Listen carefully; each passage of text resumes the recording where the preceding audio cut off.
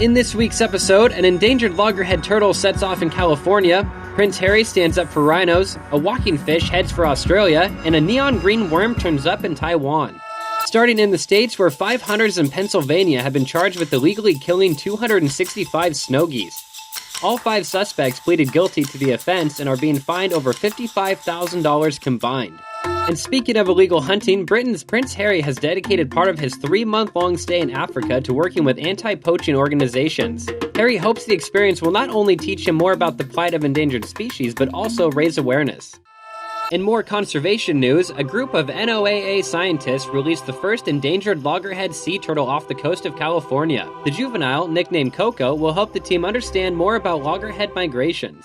And speaking of turtles, the team at China's Suzhou Zoo have artificially inseminated one of the rarest reptiles in the world, a Yangtze giant soft-shelled turtle. Only a single mated couple of this species remains anywhere in the world, and if successful, the procedure could mean a glimmer of hope for their survival.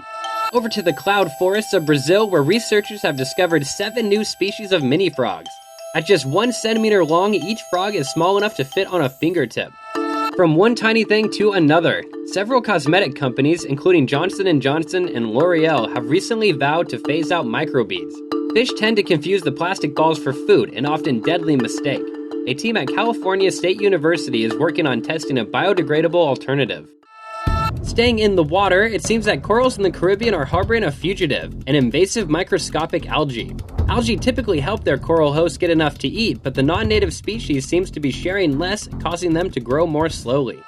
And climbing perch, an invasive freshwater fish that can crawl on land for up to 6 days, seems to be headed for Australia.